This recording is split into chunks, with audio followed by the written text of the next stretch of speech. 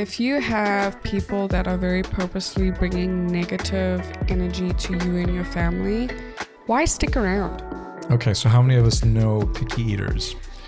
I would say the aftermath of this, honestly, letters too. You're still figuring out life, but we all are too. The most you can do is say something and separate yourself from the situation. I'm getting goosebumps now. Your level of appreciation for someone completely changes when you are able to walk in those shoes of parenthood. Assess the situation and say, okay, I can do that.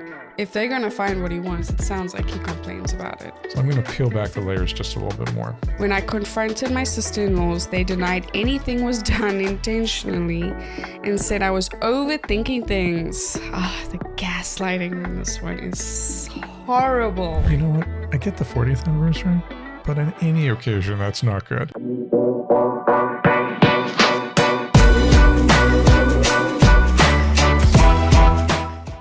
Hi everyone, welcome back to the Munch Corner Podcast. We are your hosts, Savanah and my wonderful husband.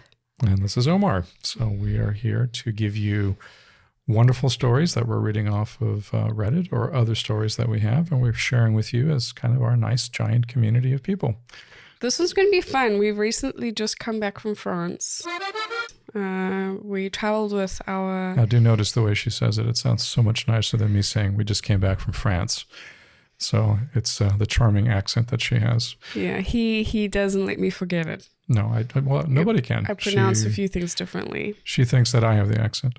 The American accent. That's right. I have the South African accent. So in honor of that, we have our travel mugs. We do. I have a wonderful giraffe over here. I actually have the giraffe's neck as my handle.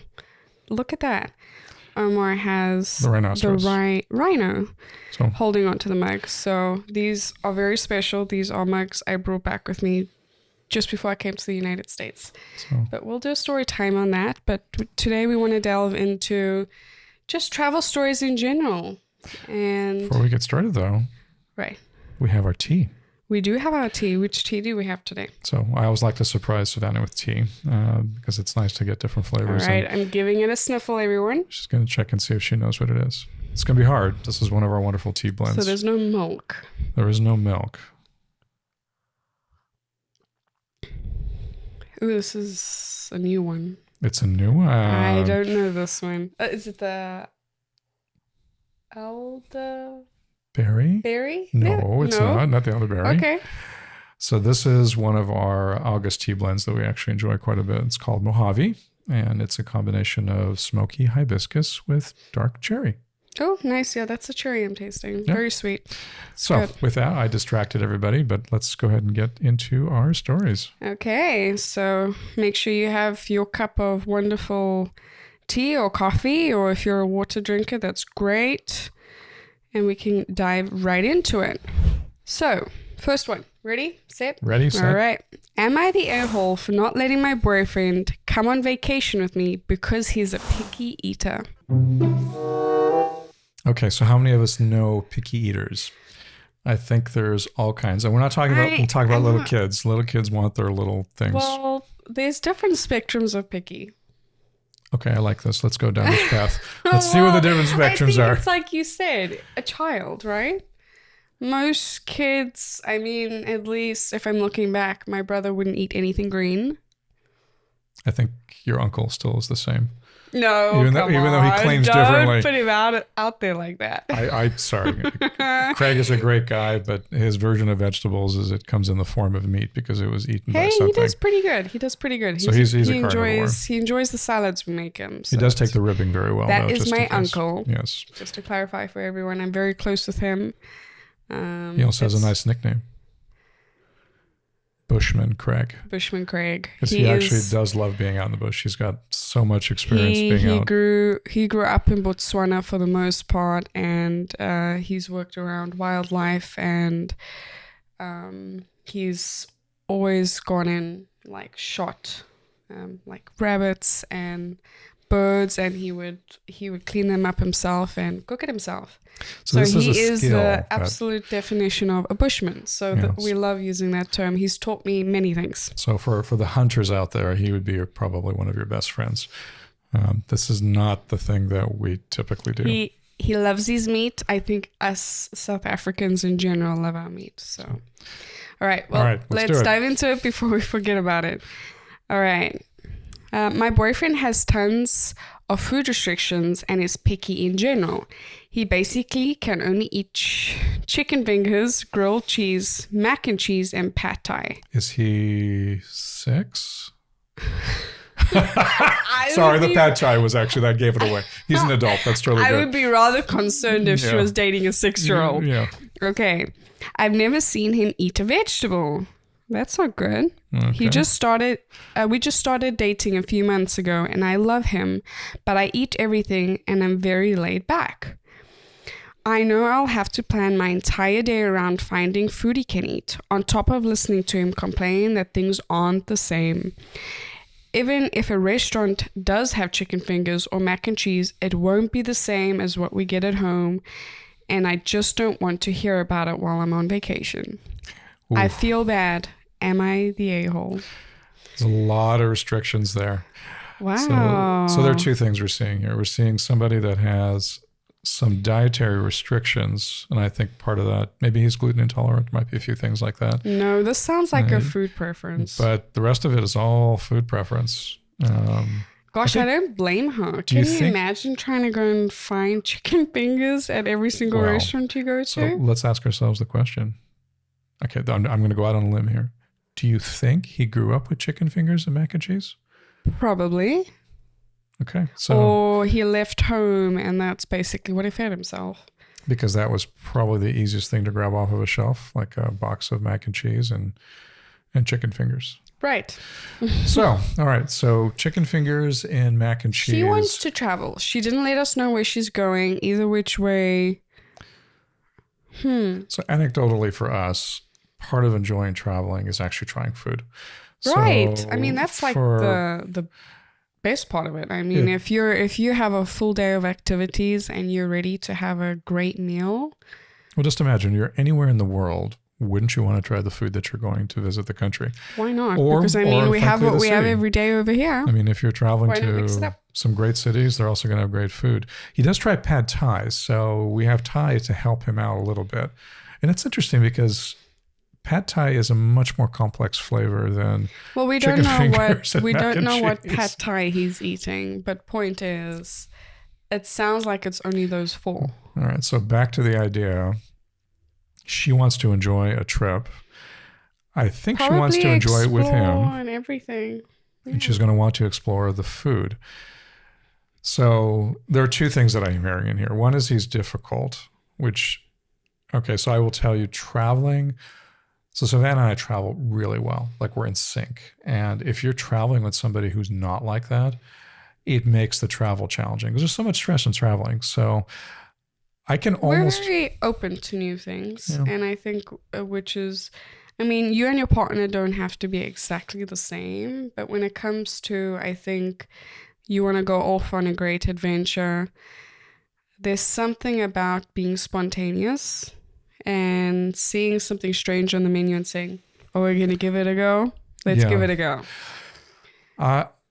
This is a hard one because I am very sympathetic to her. In the sense that I think she wants to have a full vacation experience, but I also think she wants to have it with him.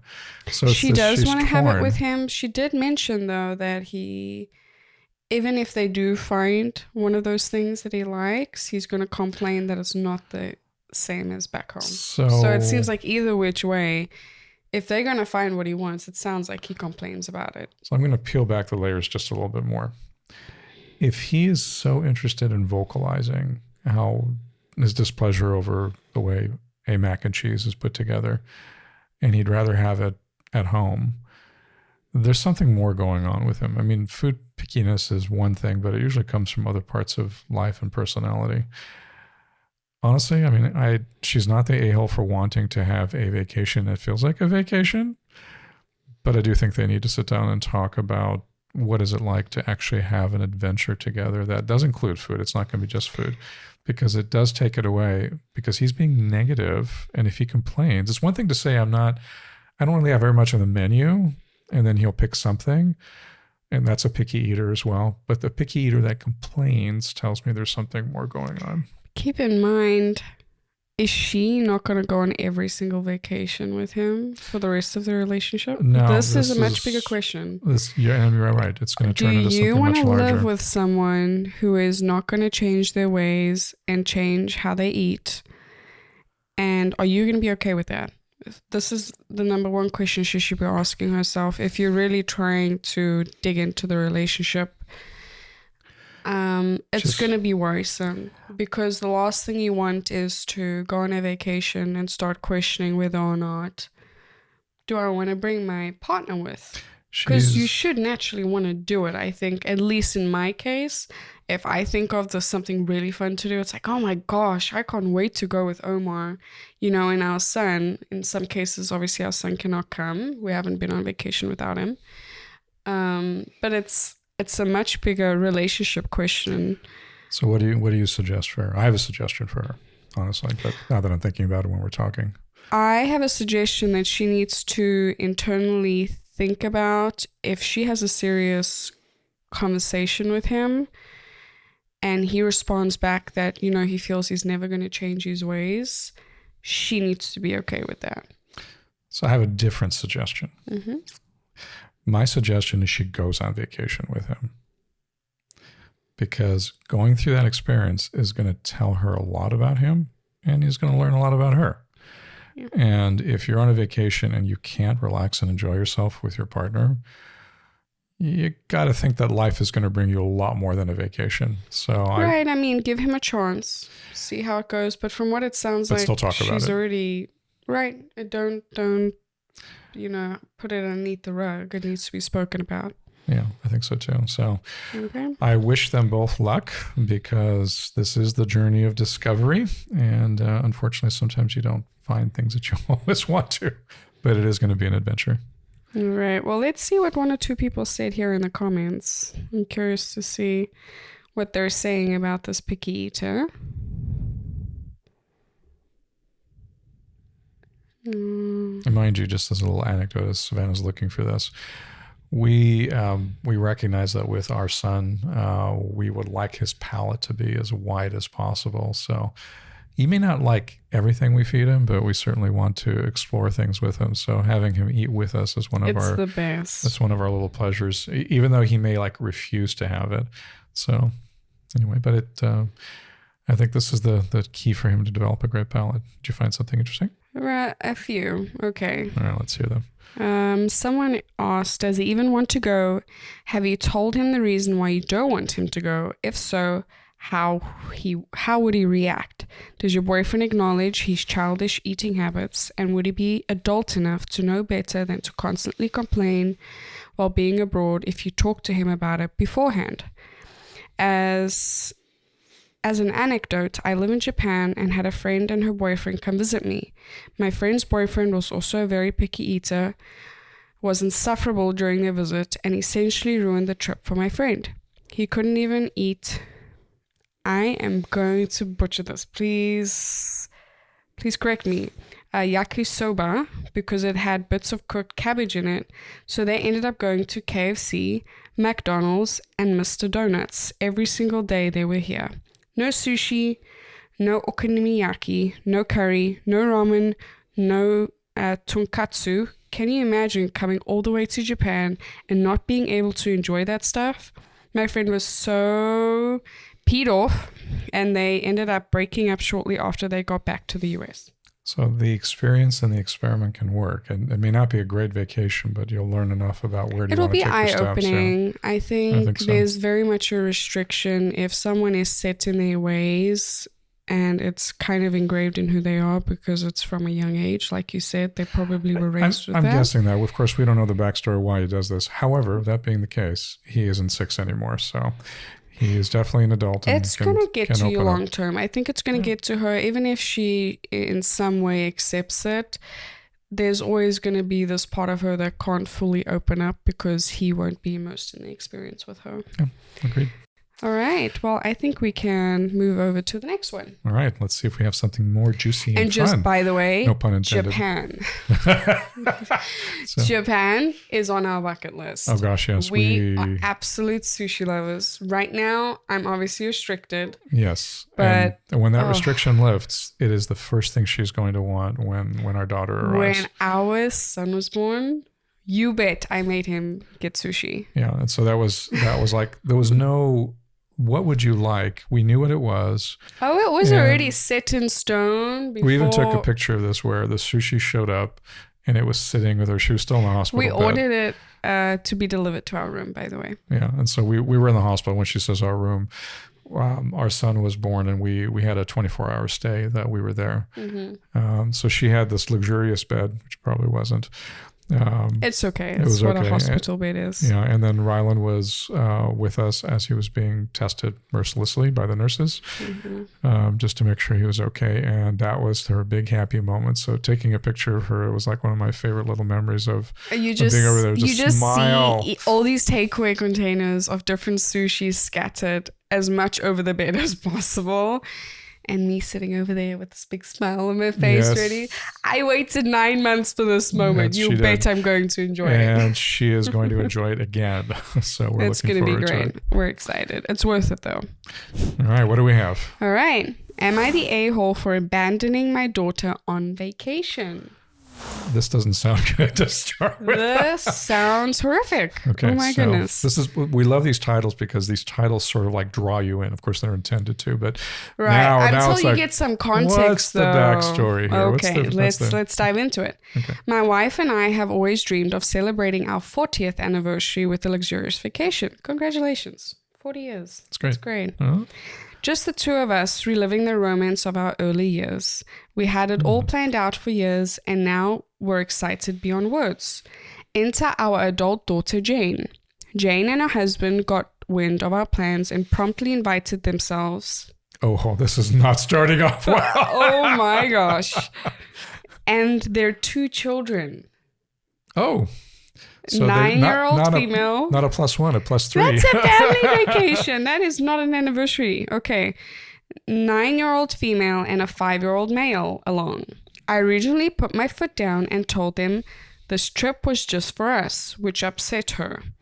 But my wife has a hard time saying no to Jane, and she's the youngest of our children, the baby, and our only daughter. Okay. And she didn't want to hurt her feelings, so she reluctantly agreed to let them join. I wasn't thrilled about it at the time, but I wanted to make my family happy. I knew my wife was also okay with the idea of a family trip. Even if she was heartbroken, we wouldn't get our romantic trip. We went along with it. The place we were originally going was not child-friendly, so we changed course and decided on an all-inclusive family-friendly resort. We paid for the resort and our grandchildren's plane tickets. Oh, that's nice. Jane and her husband only had to pay for their own airfare. Here's where things got complicated. I think they already are complicated. Yeah, it's like, what are you trying to get to? They It's already changed their complicated. vacation plans. That's no longer this romantic getaway that they really wanted after Outside of the 40 fact years. they're paying And then for now they're them. paying for their Oh my gosh, grandchildren. okay. So, okay, let's see where it got complicated. As the vacation got closer, I started having a change of heart. I realized that our 40th anniversary was a once-in-a-lifetime milestone, and I wanted to honor it in a way that was true to our original plans. My wife and I might not be able to afford a trip like this again for quite some time, and it's something we always wanted to do. So without consulting anyone, I switched our tickets last minute to go to the romantic destination that my wife and I originally planned for. I did not tell Jane or her husband. I didn't even tell my wife until the day before our flight left. Oh my gosh. So they're cruising to this resort. And They all think they're going to the same and then destination. the parents are taking stage left and going to a different flight. See you later. See you later. Oh my gosh. Okay. Okay. Let's continue. Uh-huh. Which was also a day before Jane's flight left for their vacation. Oh my gosh. Okay. That is some sneaky stuff. So if I'm seeing this right, he bought the tickets for the grandchildren to go to their family-friendly resort. Right. His the parents daughter pay for their own. Yeah, they paid for their own, and they're going to the family-friendly resort. And they're, like you said, taking stage left. They're taking stage left. They're going to their romantic destination. So that enjoy your means, family vacation. We're going to enjoy our anniversary. Okay. All right, it's not done though. Oh my gosh, there's more. Okay. There's more. All right, so this is definitely a left field twist. It wasn't an easy decision, and I feel guilty about it. But I wanted our 40th anniversary to be special, intimate, and a celebration we had always hoped for. We called Jane after they landed. So they weren't on the same flight. No, she just said, and a day before his daughter and them would have flown. No. So they're a day apart. So they would have gotten there a day early. They were arriving and at then, different times. Right. Okay, that makes sense. We called Jane after we landed to tell her, and she was extremely upset, to say the least. She seemed off about the idea. Surprise. Yeah, exactly. Yeah, surprise. I'm sure she'd be off. That we were going. She had the idea we were going to look after our grandkids, so she and her husband could have alone time. Oh! This is so. So this really does not paint the daughter in a great light. And now that I abandoned her, they would have to do it all themselves. Oh my gosh, the burden of being a parent. I gotta say, I love what he did. But the story's not done. Okay. All right, there's more. If you love what he did, he hung up on them when my son-in-law started shouting, and my wife and I enjoyed the rest of our trip. They came back the same day we did, but have not answered any of our texts, and Jane seems to be ignoring me. My wife told me she vastly preferred our trip to the family trip we would have taken, but she still doesn't like how Jane is mad at us and wants me to apologize. I'm not sure I want to, after learning Jane and her husband were using us for free babysitting and a free trip, but I feel like I should just keep the peace. Am I the a-hole for changing our trip destination last minute, leaving Jane and her family to fend for themselves? Okay. I'm pretty sure they were fine. They weren't fending for anything. Not only is he not the a-hole, I have to applaud him. I think he did that execution was the execution was brilliant. Okay, brilliant. You can imagine this. You go on a trip and you now being transformed by essentially an adult child telling you, and when I say child, I'm using that term purposefully because she's acting like a child.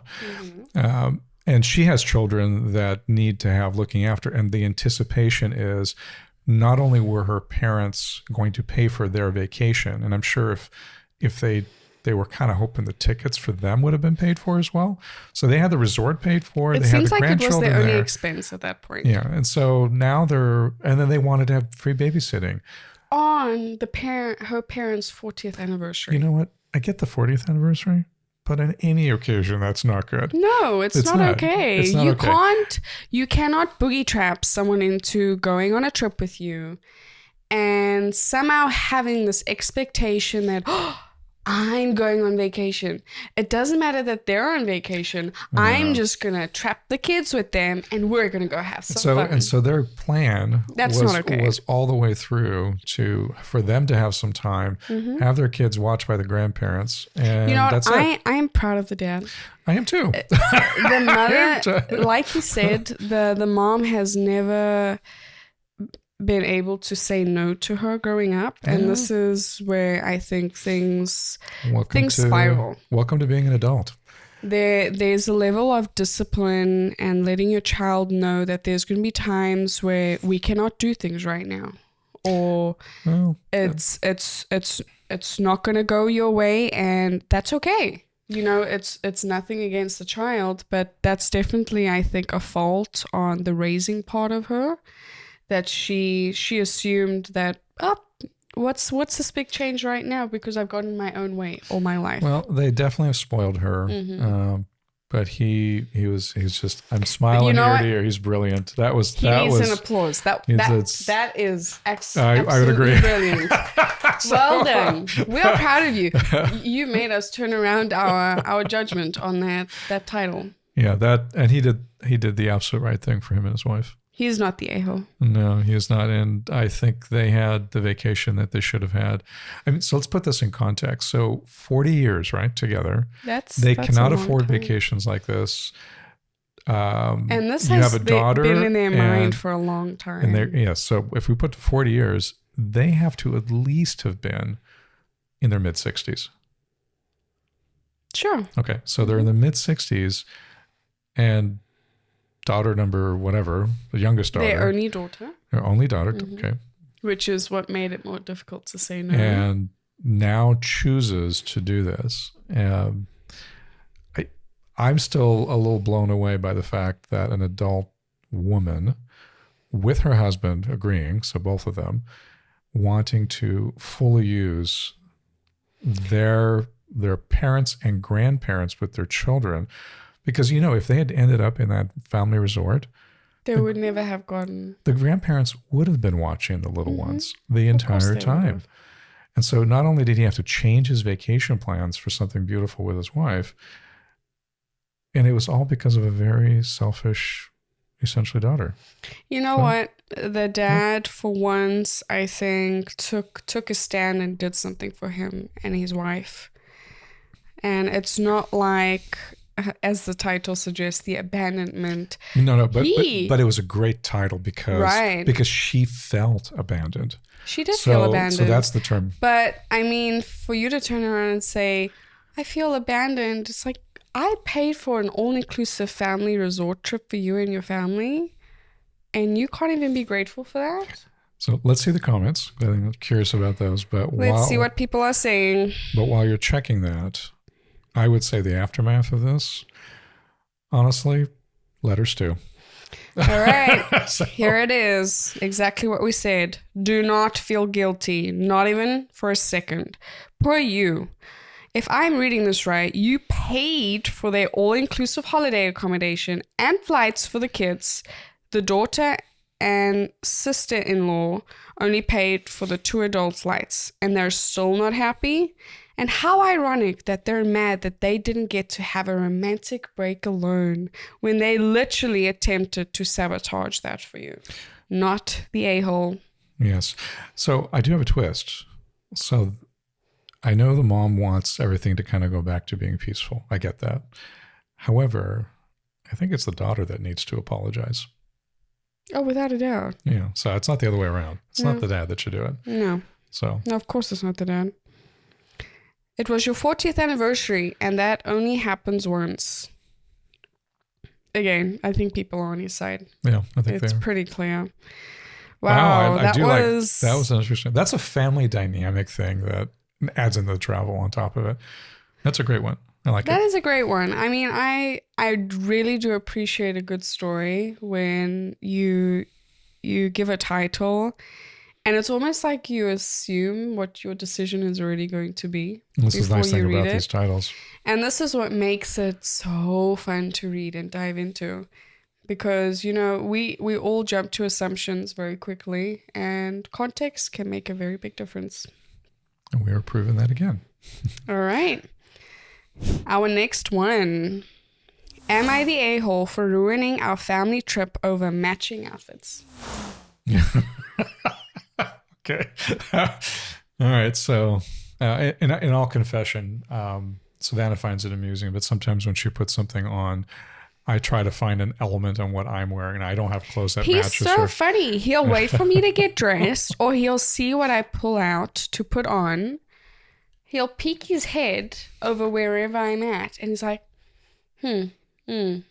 He'll still assess the situation and say, okay, I can do that. So, and he'll disappear. And he'll try color coordinate with me. So, as you can see, I picked the blue polo shirt that was going to match some of the blue in her dress. So I picked some of these things on purpose. But I do it because usually I get her reaction. And I do it because of that reaction. Oftentimes I feel like it's the women that have to convince their significant other to do that. But I find it very So we're not identical. But it's part of teasing her, and I do enjoy that. You might find, if you're a viewer watching and you can see us, we might be visually matching in some form if Omar has a say about it. Yes. Sometimes there's colors I'm wearing that he cannot match. No, she's got a better range than I do. I have a lot of darker colors in my wardrobe. So okay, are we ready? We're ready. Okay, my husband and I have been married for approximately 15 years, and his family has a history of excluding me and one of our kids from events. This year, we went on an all-inclusive trip that a friend also booked. Our sister-in-law loves matching outfits, so we picked out stuff for the kids, including a swimsuit and a shirt. I asked if adults were matching and was told no. Mm-hmm. On the first day, they showed up with their families in matching outfits with one another. They shrugged it off and said they just forgot to tell me. They didn't just forget. I could see this one. Oh, sweet girl, I'm sorry. They didn't forget. That was purposeful. Yeah. The next day, after breakfast, my sister-in-laws disappeared and the kids followed. We went to the meeting place, but they weren't there, and we couldn't get any response to messages. When they returned, they were dismissive and said the kids followed them but didn't address the messages. They left again a short while later to eat lunch without us. There's a pattern here. We rejoined them later, but it was clear we were not included in their plans. They showed up for our dinner plans in coordinated outfits and colors again, and we again were not given the memo. By the third day, everyone, including the friends' kids, were in coordinated colors except my family. When I confronted my sister-in-laws, they denied anything was done intentionally and said I was overthinking things. The gaslighting in this one is horrible. Well, it's so obvious too. And moving too slowly for the group. They also said I was making everyone miserable and that I was aggressive for expressing my hurt feelings. Oh, that's the projection back onto them. Okay. The rest of the trip was awkward. I felt excluded and hurt, and now I fear there will be a fallout with my mother-in-law and the whole family. Am I the a-hole for feeling upset and confronting him? So the thing, and I don't know if I heard it in the story, how was the husband in all this? With her, I'm gathering. With her. So he was also excluded. Yeah, her side of the family and the one child of theirs is excluded in, like she said, most things. But if I remember correctly, the parents were there, right? Or was this not with the parents? It sounds like they mentioned the mother-in-law, so I'm gathering. Okay, so we have parents and presumably the sister-in-laws with their sister-in-laws, so family. That's like we have like more than one, maybe two, let's say two, and their kids. And they have a history of excluding not only her, but also right, she's their picked brother, up on this prior to the trip. So now you have a mother-in-law that's collaborating with two siblings, let's say two, at least there's more than one, against her own son and his wife, and by virtue, grandchildren. It's favoritism. It's favoritism in the most blatant way. I mean, my gosh. Right. If you want to go behind someone's back and do something, at least show face and be honest about it when you get called out for it. I think if you want to do something like that, if she confronted them and said, "You guys are doing this," don't gaslight her. I cannot stand people that gaslight others. But I mean, honestly, think about it this way: why would they now be honest? No, I mean, after all the other little petty, deceptive little practices of excluding, they've been keeping this up for a long time. Yeah, no, so they're not going to stop. They're not going to start and say, "Oh, I am so sorry. You know, I've been gaslighting you this entire time. I need to change." They clearly don't like her. No. And for some reason, they don't seem to like their brother a whole lot. They made plans without them too. They just disappeared, wouldn't answer their messages, and saying they were dragging along and ruined the plans. You know what I would have done? So I'll tell you. I would have been, if I had been the son, okay, so this will put myself in the man's position here. I would have checked myself out of that hotel and checked myself into somewhere else with my family. Or I would have just gone back home. Your own way. and said, okay, after 2 days of this, you realize that you are This being is where you treated start this way. questioning, why on earth did the husband not step in? If this is the mother-in-law and the sister-in-laws. But we don't know much about that side because she's not saying so much about it. Right. She just clarified that she's been with her husband for about 15 years. No, I don't mean that, but we don't know much about what her husband was doing during this trip. But the fact that he's with her for 15 years means he wants to be with her. He has a family with her. They have a life together. But if so you, as a married couple, you know, if there is a family dynamic that is becoming complicated. Is that what we're calling this? That's a complicated. All right. I don't know. All right. When we're dealing with in-laws, okay, it is most fitting in my perspective for you as the direct family member. So if something was going on in my family, you know, me being the direct relation, there is a sense of responsibility for you to step up. There is, but I will say, even though you feel it, and I know you do because we've seen some of it, but it's not, you can't take that on. I mean, because you can't take it on, but you're not the other people. They have their own. You can't control other people's actions. They're going to do what they're going to do. But if someone is mistreating your significant other in a very indirect way, in this case, in the trying to exclude, the most you can do is say something and separate yourself from the situation. So that's the part I want to try to pick up on. You hit right on it. So they have a broader dynamic that's not working right now. I mean, they have a family. It sounds like a large family. It sounds like a large family. Sorry. And, you know, there's something else going on overall with them on a regular basis because they're being excluded generally from other events, you know, that are happening outside of a vacation. So what would you do? And so in my mind, if I ask myself that question, my family dynamic is I chose my wife. I have children with her, and that is my immediate family. My dad used to tell me this thing, which I absolutely loved. I was very close to my father and my mom. But they always said, we are here to look for your future and have you be independent. And he says, I want you to look forward. And what he meant by that was looking forward was you starting your family and moving forward in your life. He says, you should not be looking back. But he didn't mean it literally like that because we took care of my parents all the way through. But it was the idea that your new life, the life that you have, the family that you have is the place that you need to place your priority. And it wasn't at the exclusion, but I will tell you this other part to it is how many people have been around others that have been extremely negative, and the outcome is you're not going to make them positive. You know, the outcome is you're going to be drugged down with them. Mm-hmm. It's like with somebody who is constantly complaining, or they can't see a sunny day and say, this is great. And you can try to help them. And I always encourage that. I always encourage that you can. But I think where you got to this point here is you have mother and sisters to this man that are now constantly sending a message that we really don't want to include you.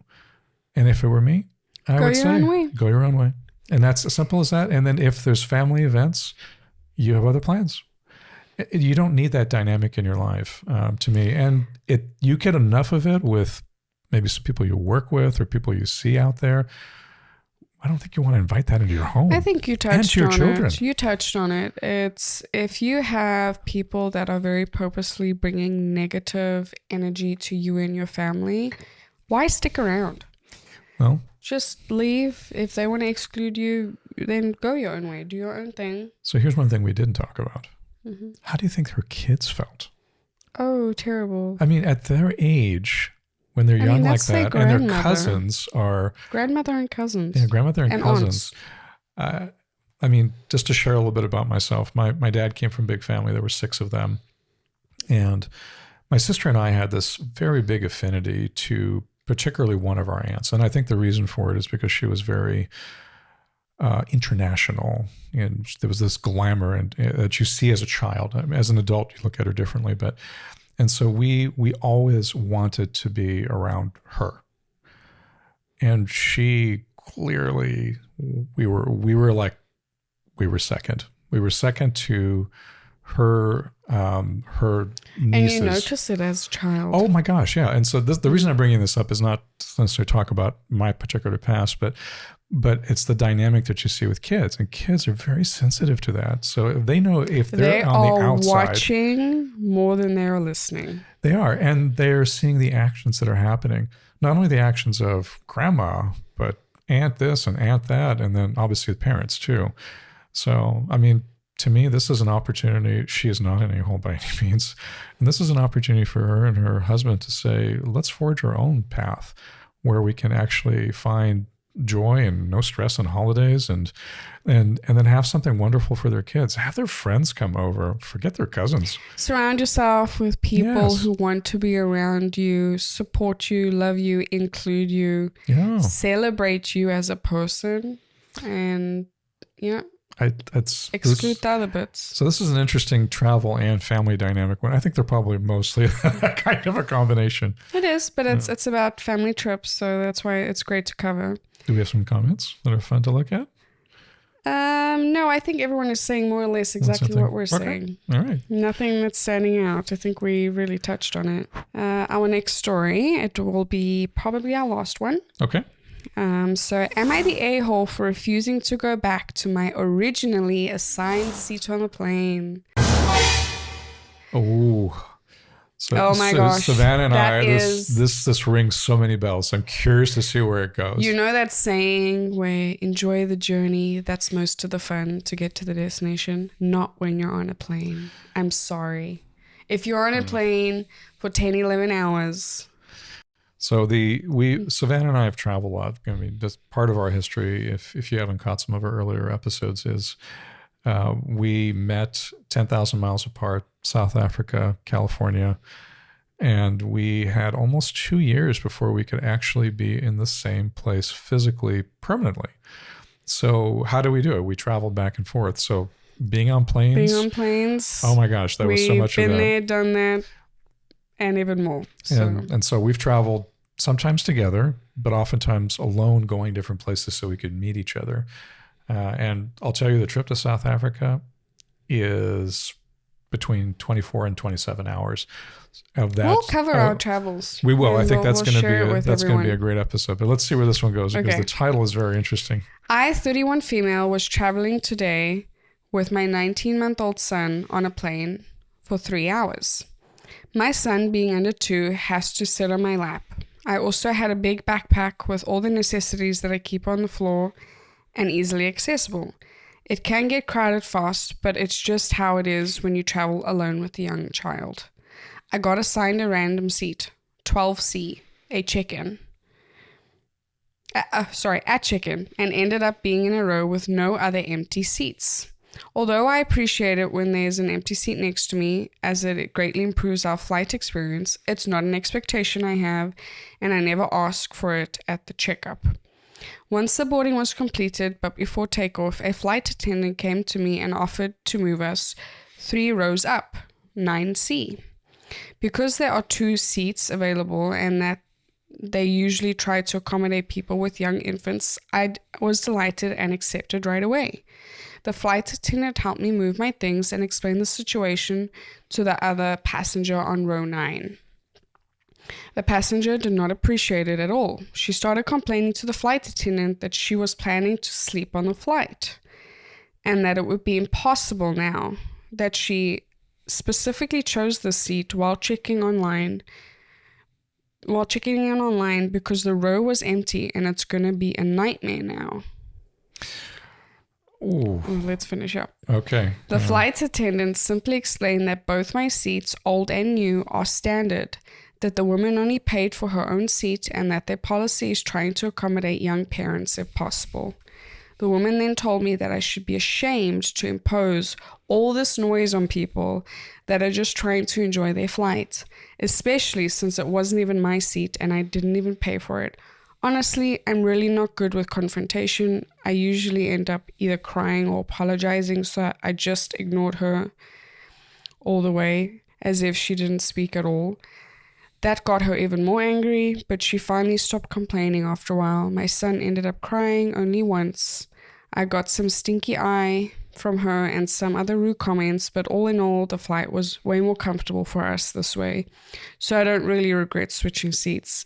But I do wonder if I'm the a-hole. It's true that I didn't pay for that seat and that it wasn't my originally assigned seat. Am I the a-hole here? There's so much there, and she is not. Let's start with that. Okay, so having been on flights, imagine not a 3-hour flight. Imagine a 11-hour flight next to somebody you're very uncomfortable with. She had a 3-hour flight, so let's start with that. And she's alone with a child and a child. The attendants for that airline, whatever she was flying, did a great job to me. Because, I mean, we know what it's like to travel with Rylan, and we know what it was like to travel without a child, but children being around us. People who don't have children have a very different perspective on particularly kids. I will admit, okay, and I now have a very different respect for people traveling with kids and parents. As someone who traveled before becoming a mom, your automatic reaction when you sit down on a plane and you see there's someone with a child like right in front of you or right behind you, and you can already tell they're busy acting up, they're rowdy. My reaction initially was, oh no. No, I probably had the same reaction. That's your automatic reaction, because I mean, if you're stuck on a flight for so long, and we did long hauls, we did 8-hour hauls, we did 10-hour hauls. It was a long flight. So you're already tired because you've been stuck in an airport and everything. So your plan is to get some sleep. And now that I am a parent, because you understand what it's like to raise a child, and you don't get to control your child's actions. Your child is trying to figure out the world themselves.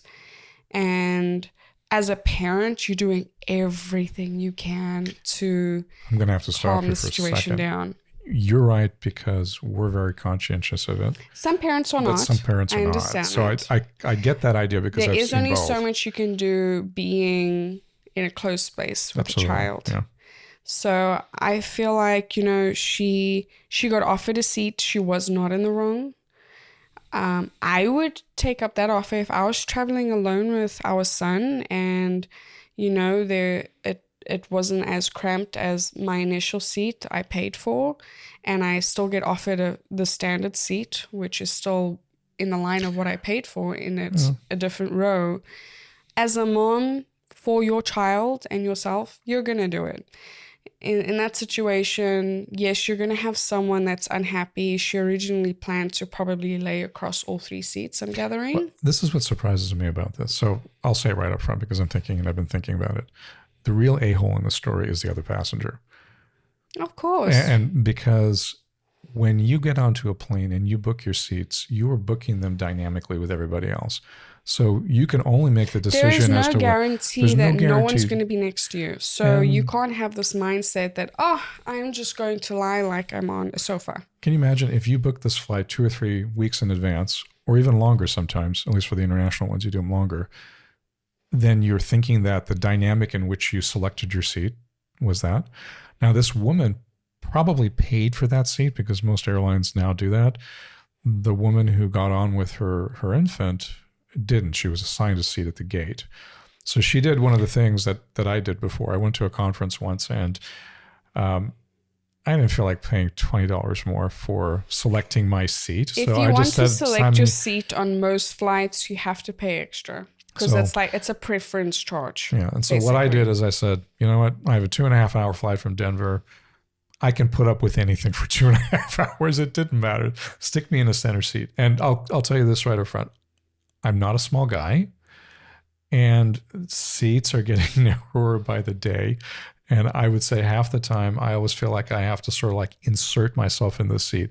I do not fit comfortably in airplane seats.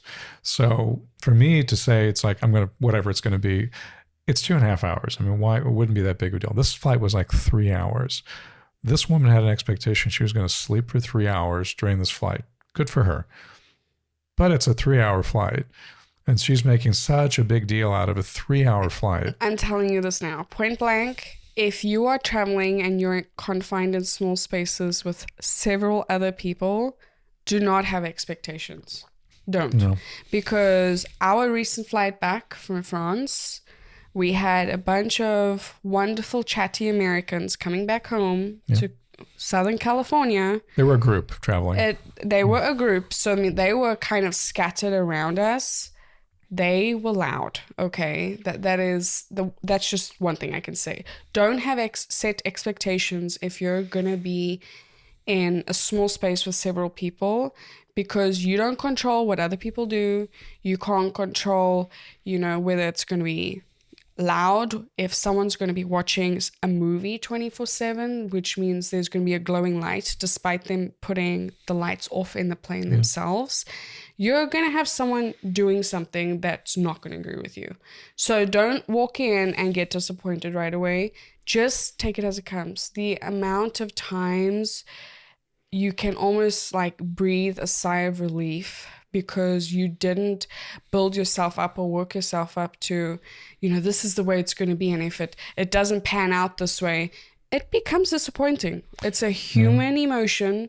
There's nothing wrong with being disappointed, but you're setting yourself up for failure to begin with. And this is what this other woman did. It's hard, and you don't really know how that child is going to be. I get that part, but it's out of your control.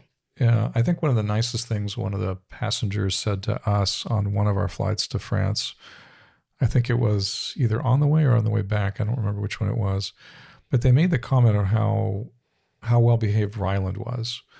Now, Ryland was 10 months old. I think that was on the way there. On the way there. He's 10 and this months is old. when he was his first time on a flight. It was 11 hours. And he was actually more fussy for us than he's usual. Which is expected because he's got so much stimulation. To still say, he did really great. It's nice. It's nice to hear as a parent because you are trying your very best with what you have. But I want to put my hats off to this mother because she was very conscientious of other passengers, and she knew she had a 19-month-old baby. So, I mean, there was a lot that was going on for her. He cried only once, and okay, that's not too unusual, and so she's made a big effort. And for me, prior to being a parent, so this is again with a different lens, I looked at parents that made that effort on the flight, and it was always appreciated. And there were many times where I would fly and I would say, you guys did great with your kids. And this is not having the patience I have today, being a parent, which is the different dynamic that you get when you actually start having your own kids. So it's funny. We talk about it several times, but whether we're walking in the grocery store, if we're sitting down for a meal at a restaurant, or we're on the plane, or as we're traveling, and you come across parents with a child or children, and you walk by them, you almost do this. It is an interesting nod. It is. I see you. It's nothing more. It's a nod and a smile, because it's almost like, I see what you do for your child, and what it takes to raise a child, and your level of I'm getting goosebumps now. Your level of appreciation for someone completely changes when you are able to walk in those shoes of parenthood. It's a very beautiful thing. It is not easy. Probably, I think, the most difficult thing we've ever done. Yes. But worth it in every single way. And this is where I think as a parent to another parent, tell them they're doing a good job, because they are. And it can be really hard. They could be having a hard day, and that could just give them that extra boost that they need, to take on whatever challenges parenting brings on. Yeah, we'll do an episode on our travels and about traveling with a 10-month-old, just so we can share a little bit of our experiences. That would be great. But I would say my hat's off to this mom. I mean, she did a great job. And the flight attendants, I don't know which airline it was. I would love to know which one it is, because I'm not a huge fan of a lot of different airlines and how they handle passengers. I think the flight attendants and her did a great job. But I think the way she handled the passenger and everything. There's only one a-hole in this whole thing, and it's the person sitting in that seat that was the other passenger. So, and I mean, we love to see a travel story like this. The other thing I want to share with you, which is another dynamic that she was facing, is, your children, like a 19-month-old, and we'll take Rylan in our case, 10-month-old, has his own suitcase and his own backpack. He's not carrying those things. It is an amusing cartoon in our head where we're sort of imagining him drag this backpack of all his stuff around, but he can't really walk yet. So, but you can imagine that there's that additional dynamic that you see. So if you see a parent on a flight, and they're holding things, and you see the dad or the mom, and it's like backpack in the front, backpack in the back, take a moment and realize that they've got their hands full, and I think they definitely appreciate the fact that if they're making a big effort, that it's noticed, because it really does help from the outside, because they're really trying to be very conscientious. Okay, I'll put that out there as a nice positive thing. Not all parents are that way. And I think that brings us to, we wanted to share something with you that we, as of just yesterday, I think decided on our little phrase for our podcast that we want to close out with you. You're still figuring out life, but we all are too. Yeah. So that is, I feel like, a reminder that we don't all have things figured out. And this is what ties into the reason behind our podcast. Life is a journey. We're still trying to figure things out as we speak, day-to-day things. So I feel like that is an important reminder that we want our listeners to know. Yeah. And it happens at any age. I mean, if you stop trying to figure things out, I'm sorry, but you've stopped living. So we love this it's very simple, and it's nice to say, and we want to share it with you because you're our online community. And if we can help make a difference in that journey, then we're happy to be here. So thank you so much for joining us. And again, I'm Savanah. This is Omar. And until the next time, and then new tea surprises. We'll see what I can do for Savanah. All right. Have a great day, everyone. Take care. Bye.